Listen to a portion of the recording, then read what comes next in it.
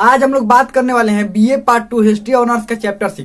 Chapter 6 का भाग 2 तक बहुत अच्छा से पढ़ लिए थे। ये है भाग 3। अगर इससे पहले वाला भाग का वीडियो नहीं देखे हैं तो लिंक डिस्क्रिप्शन में होगा, प्लेलिस्ट वहां से देख सकते हैं, प्लेलिस्ट में जाकर देख सकते हैं। देखिए इससे पहले हम लोग क्या पढ़े थे, हम लोग ये मुगल काल के बारे में पढ़ रहे हैं। आपको याद होगा कि मुगल काल के बारे में पढ़ रहे हैं और बाबर के बारे में पूरा अच्छा तरह से पढ़ लिए थे। बाबर की मृत्यु कब हुई थी? 1530 में। बाबर की जो मृत्यु है वो 1530 में हो गई थी। बाबर की मृत्यु 1530 ईस्वी में हुई थी। अब इसके बाद राजा बना हुमायूं। अब हुमायूं कौन था? ये इसका बड़ा पुत्र था। इसका कौन था? इसके कुल 4 पुत्र थे, ध्यान रखिएगा। ये बाबर के कुल 4 पुत्र थे। अब चारों का नाम देखिए, चारों का नाम देखना, ये नाम याद रखना जरूरी होता है। देखिए क्यों जरूरी होता है। 4 पुत्र, हुमायूं, उसके बाद था कमरान, उसके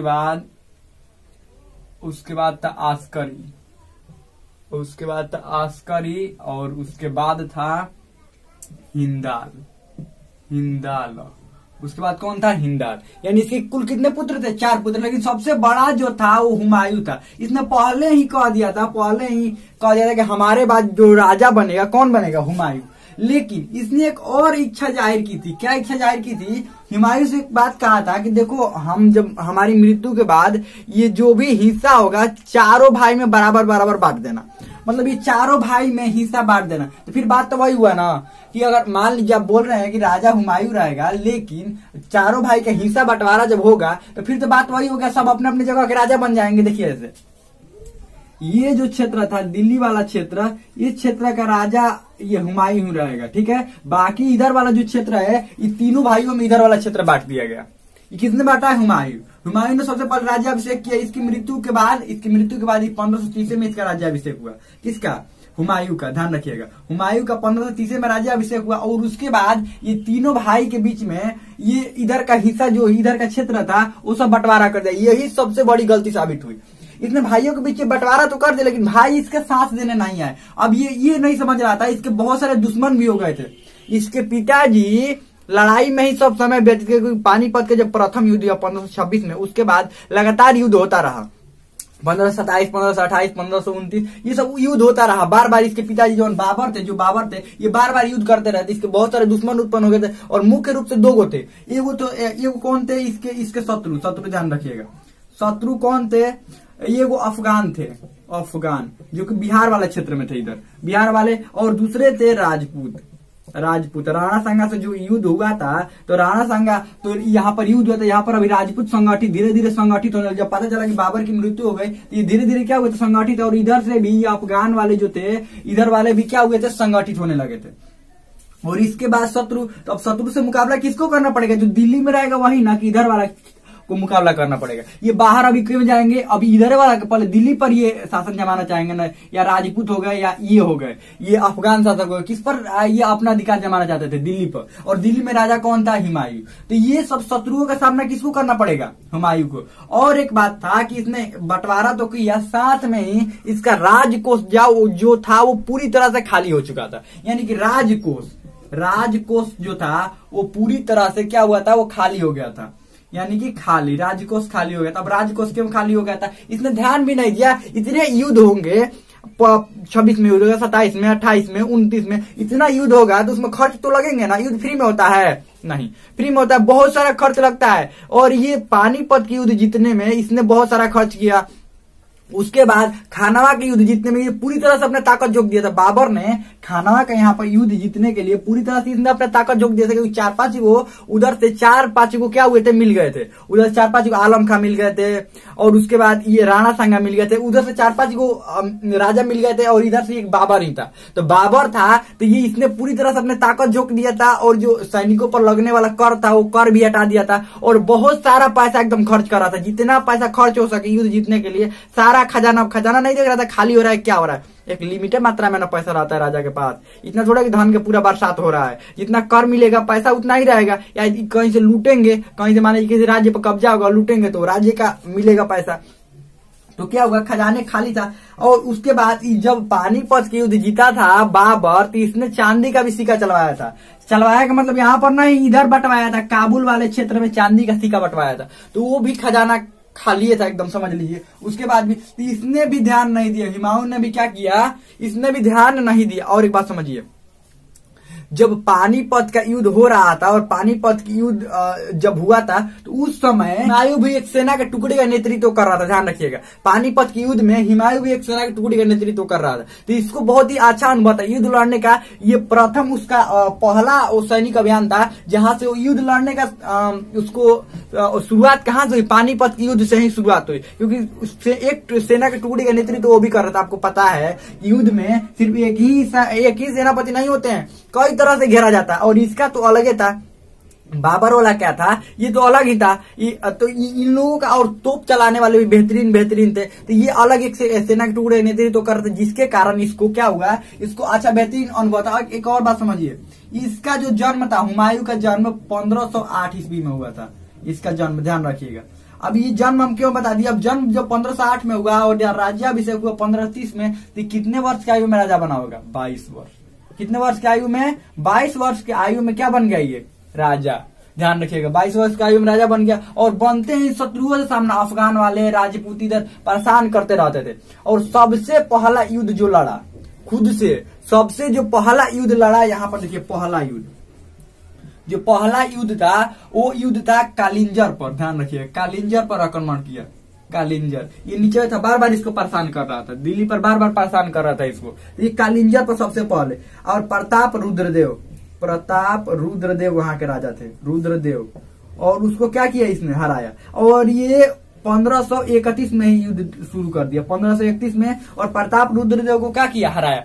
इसके पास बेहतरीन टेक्निक था, ध्यान रखिएगा, बारूद था, इसके पास गोले थे, और ये तोप था, ये भी जानता था। ऐसा बात थोड़ा था कि बाबर सिर्फ जानता था, उसका पुत्र है तो ये भी नहीं जानता होगा। सेना के टुकड़ी के नेतृत्व ये भी कर रहा था। और देखिए, लेकिन कुछ समय ये आराम करने लगा। क्या हुआ, कुछ समय तक ये सोचा कि 2-4-5 साल तक बढ़िया से आराम किया जाए एकदम। इतना बार बार लड़ रहे, हमारे पिताजी 4-5 साल लड़ते लड़ते कहानी खत्म हो गया, फाइल निपट गया उनका। हमारे भी जिंदगी ऐसे लड़ते लड़ते फाइल ना निपट जाए। तो उसने क्या कहा, उसने फैसला किया कि हम आराम करेंगे। तो कुछ दिन तक आराम किया।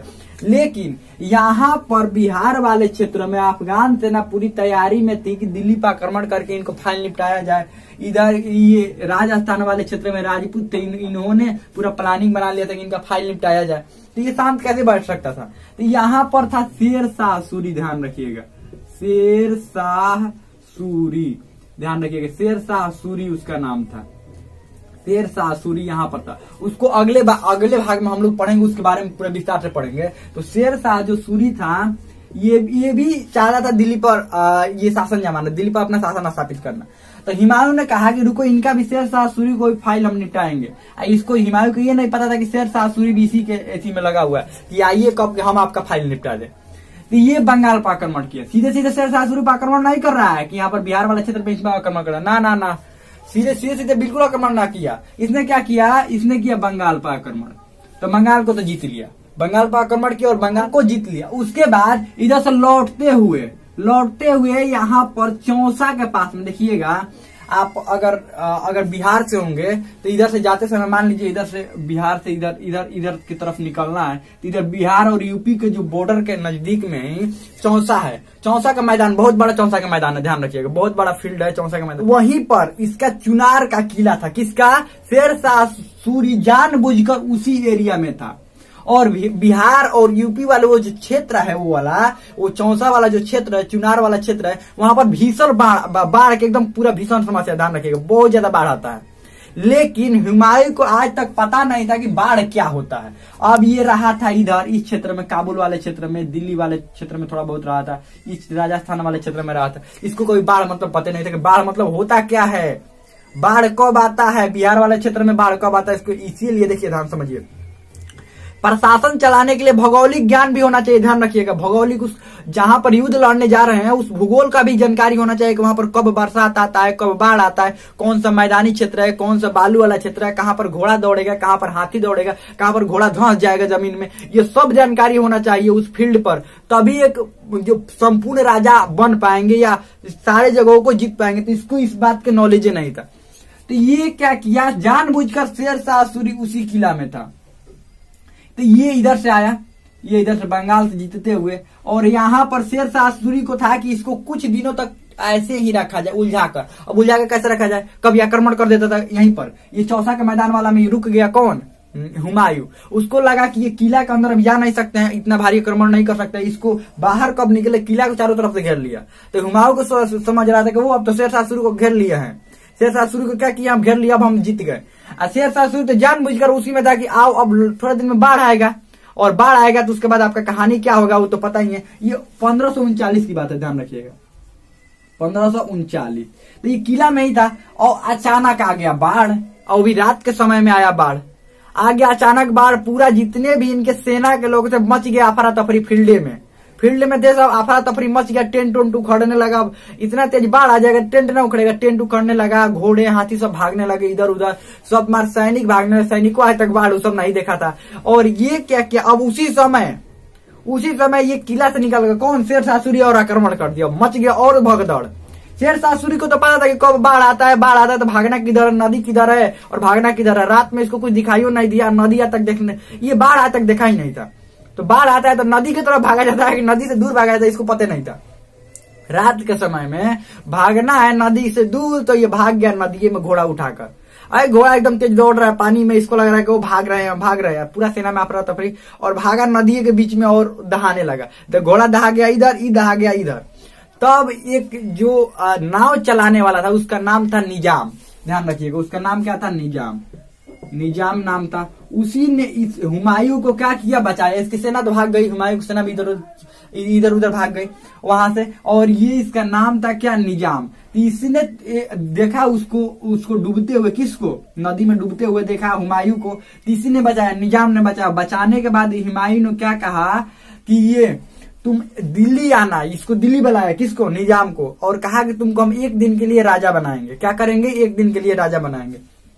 तो हुमायूं तो बच के यहाँ से निकल गया। अब ऐसा बात नहीं कि सब सेना लेकर आक्रमण किया था, कुछ सेना दिल्ली में भी था, दिल्ली में ये था, कुछ सेना दिल्ली में भी रखा था। ऐसा बात थोड़ा था कि दिल्ली से सब सेना हटा लिया था, दिल्ली में भी सेना था, दिल्ली पहुंचा निजाम, तो राजा रहे तो राजे न रहेगा, चाहे कोनो हालत में पहुंचे, इधर से कोनो हालत में पहुंचे तो राजा आएगा तो राजा रहेगा।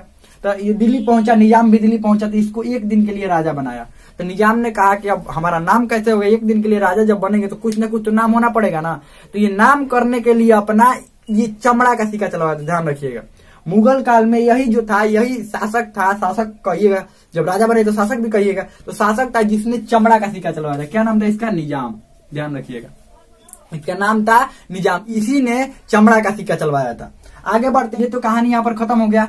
और अब समझिए यहाँ पर ये जो हुमायूं था और ये शेरशाह सूरी, इसके बीच बढ़िया से लड़ाई तो हुआ नहीं था। अब बढ़िया से जब लड़ाई नहीं हो तो समझिए, मान लीजिए 2 लोग हैं, इधर से दोनों लोग लड़ रहे हैं, अच्छा बीच में आकर कोई हटा दिया दोनों को, हटो दूर हटो, एकदम पूरा आके हटा दिए, बढ़िया से लड़ाई नहीं करते तो फिर जाकर कहीं और अगर मिलेंगे नहीं 1 घंटा के अंदर में, फिर लड़ जाएंगे, फिर कहीं और, फिर कोई हटा दिया, फिर 1 घंटे के अंदर जाएंगे तो फिर लड़ जाएंगे। मतलब उनका अभी लड़ने का जो मन है वो पूरा नहीं हुआ है। ठीक वैसे ही शेरशाह सूरी और हुमायूं का लड़ने का जो विचार था वो पूरा नहीं हो पाया था, क्योंकि बाढ़ आ गया था, मच गया था भगदड़, कहाँ पूरा हो पाया। तो 1540 में कन्नौज में, यहाँ पर कन्नौज, यहाँ पर दिखाई भी दे रहा होगा, कन्नौज में 1500 यहाँ पर 40 में, ध्यान रखिएगा 1540 में कन्नौज में युद्ध हुआ, कन्नौज का युद्ध हुआ। और वहां पर शेरशाह सूरी बढ़िया से तैयारी के साथ गया था, वो भी तैयारी के साथ था हुमायूं, लेकिन उसकी सेना कमजोर हो गई थी, इधर बाढ़ में दहा गया था, बहुत सारा सैनिक इधर उधर हो गया था, घोड़ा हाथी, बेहतरीन घोड़ा हाथी सब दहा गए थे, इधर उधर हो गए थे। और उसके बाद उसके भाई भी साथ नहीं दे रहा था, भाई को बंटवारा तो कर दिया, तो लड़ने के समय साथ नहीं था, दुश्मन कुल इसके हो गए, धन उसका हो गया। यही होता है ना कि बंटवारा हुआ तो जो दुश्मन थे वो किसके पक्ष में आ गए, दुश्मन लड़ने लगे हुमायूं से, और जमीन जायदाद जो था, जमीन था वो सब बट गया इसमें, ध्यान रखिएगा जमीन बट गया सब में, और दुश्मन इसके सिर्फ हो गए। तो क्या हुआ, शेरशाह सूरी और हुमायूं के बीच हुआ युद्ध, और क्या हुआ, हुमायूं हार गया। ध्यान रखिए कन्नौज का जो युद्ध हुआ, कन्नौज में हुमायूं पूरी तरह से हार गया और वहां से भागना पड़ा इसको, हुमायूं को भागना पड़ा। और अब शासक कौन बन गया, शेरशाह सूरी। लेकिन ये अभी भाग रहा है, इधर उधर भाग रहा है अभी। उसके बाद शेरशाह सूरी शासक बन गया। उसके बाद हमें लगता है समझ में आ गया वो कन्नौज वाला युद्ध हार गया वो हुमायूं। और इसके आगे हम लोग अगले भाग में पढ़ेंगे, और इसका नोट बना लीजिएगा, हमें लगता है बहुत अच्छे समझ में आ गया होगा। इसमें कोई भी डाउट हो, कोई भी क्वेश्चन हो तो आप कमेंट में पूछ सकते हैं। हम लगता है समझ में आ गया होगा।